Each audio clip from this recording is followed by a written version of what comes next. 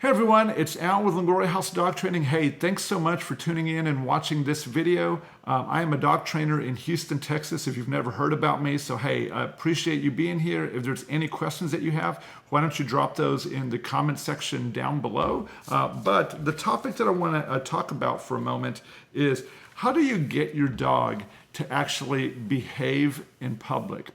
I'm going to give you a simple plan to do it. But I'm going to show you where the difficulty lies in doing this. What I see happen to a lot of well-intentioned folks is that they begin to try to bring their dogs into public before they, the humans, actually understand how to confidently and clearly communicate to their dogs what it is that they want. One of the biggest contradictions that I see that happens with people, and we really like to help them with this piece of advice, is that, hey, you're out in public, your dog is in a harness, and then you notice when your dog sees another dog that it loads into the harness, it begins to bark at the other dog, and you instinctively pull back on the harness, and you begin to use an elevated tone to communicate to your dog. And so the really interesting thing there is one of the things that we do is we actually work with sport protection dogs. And that technique where they're in the harness and you pull back and you raise your voice actually tells the dog to bark at that individual more. Now, I'm not saying that harnesses are a bad thing. I think they're actually pretty good. But if your dog is that kind of dog that begins to bark in public and then you pull back on your leash, you're most likely sending a signal to your dog to bark more. But back to the original topic, how do you actually get your dog to behave in public? Well, one, do you actually understand how to communicate to your dog your intentions? There's something that I tell a lot of our clients is that I want them to imagine what it is that they want their dog to do, communicate in a way that the dog actually understands, and then create that.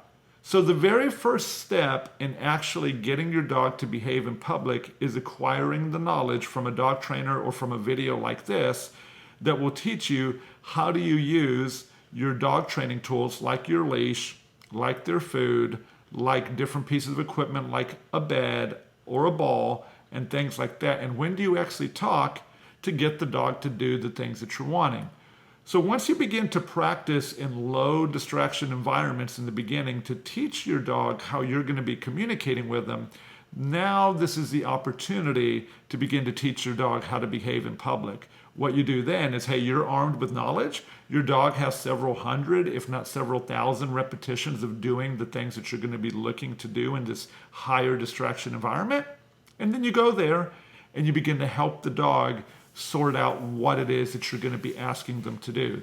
So getting your dog to behave in public, first and foremost, is a human thing where we have to understand how to communicate clearly. And then the other thing is showing the dog how we're going to hold them accountable for the pieces of knowledge that we've already previously given to them. So behaving in public, one of those important things, and it can be troublesome, but it's not a huge hurdle. I believe that with about a month of training between you and your dog on a daily diligent basis, that you could actually begin to go into public and ask your dog to do some of the things that you've already taught them. Now, obviously, some dogs are harder than others, but I'm a big believer that the vast majority of dogs with diligent training will be able to be in public easily under the control of their owners and will be happy in doing so. All right, so the next one is a very simple one, but I'm going to give you some details to this one. So how in the world do I get my dog to sit? So sitting your dog is something that we've been teaching dogs for such a long time, okay? And I'm just saying that we as the dog trainers, but we as a species have been teaching the species of canines, hey, we like for you to sit. And one of the things that I've noticed when we're actually teaching dogs to sit is that primarily most folks are teaching the dog how to sit when the dog is directly in front of them. And that's the first sit that they teach the dog. I'm actually going to recommend to you that if you've never taught your dog to sit, don't teach them to sit in front of you. What I would actually like you to do is I would actually like you to teach the dog how to sit on your left-hand side.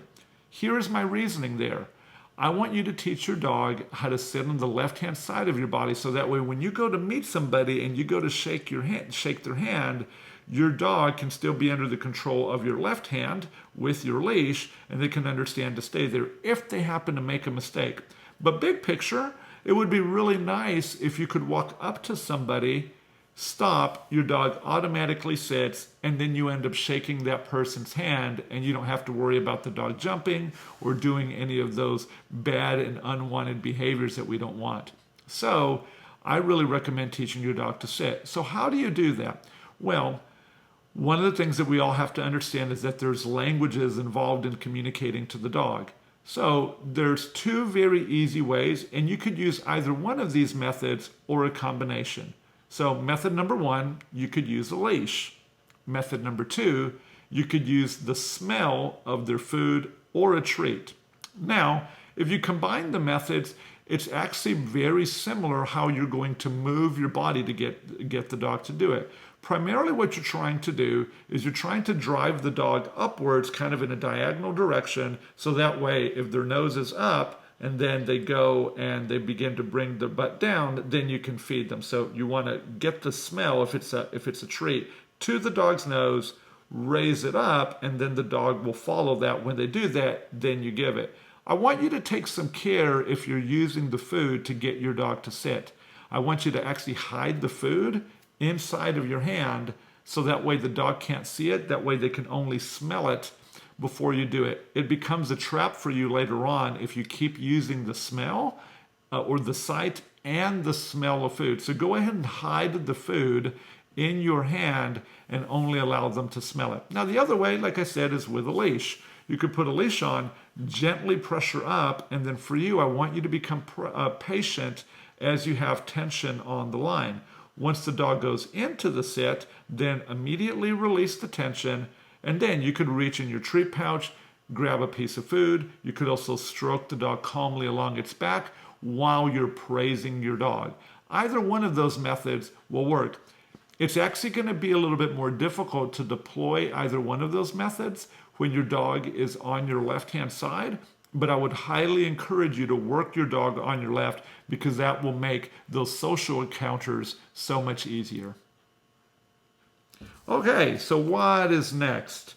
Okay, so how do you teach a dog how to come when called? So again, how do you teach a dog how to come when called? So I believe that your dog needs 3 pieces of information to be able to come when called well.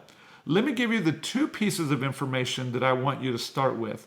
Piece of information number 1 is I want your dog to understand when I hear my name or the command that you intend to use for the dog, when I hear my name, I am expected to perform a 180-degree turn. And the second piece of information is I want your dog to learn how to come all the way back into your personal space. Your dog should actually be within arm's reach, okay, anytime that you finish your recall. It doesn't really matter if the dog is in front of you, on your right-hand side, on your left-hand side, if they run through your legs, which is what I teach a dog to do, but it is important for them to come all the way back into your personal space. So piece of information number 1, again, is when your dog is moving away, you're going to have to get them to first hear their name and then do a 180-degree turn. And then the next thing is get the dog to come all the way back into your body. Now we play a game to teach dogs this. We do it at the front door in our entry hallways, and we teach the dog how to come when called by playing the treat toss game. Essentially what I do here is I throw a piece of food, one single piece of food at the door, and my dog then goes to chase after it. And then right as the dog goes to bite the piece of food, which should be right at the doorway, I call the dog's name. Because the dog is inside the box of the doorway, okay, with the walls and the door right there, that will actually create the turn that you're looking for. And so then I throw like I said, I'll throw the food. The dog runs to the door to get the piece of food. The moment they put their mouth on it, that's when I say their name one time. Then they'll turn and I'll show them I have another piece of food. I won't show them the food, I'll show them my hand moving. And then as they come, I like to throw the food through my legs, have them pass through my body, and then I repeat that. And be like Bruce Lee. Do that 1,000 times, that one little exercise 1,000 times, and your dog then is going to be really, really good at understanding that turning around and coming back is a very favorable thing for them. Now, I did mention that there's 3 pieces of information to teach your dog how to come when called. It should be obvious to everybody, okay, that sometimes when we're out with our dogs, we're not the most important thing in the environment. That other things are competing for the dog's attention, and sometimes we're just not it.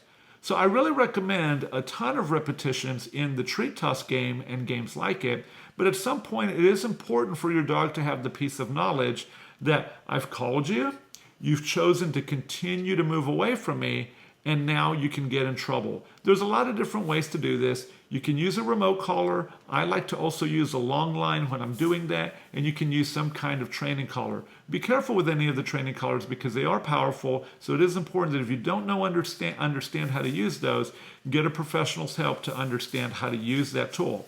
But essentially what should happen is that you should call your dog should make the choice that they do not want to come, and then you should use the training collar in conjunction with the leash to help your dog to come. Well, hey guys, I hope that's helpful, and I hope that's going to help you get your dog to come when called better.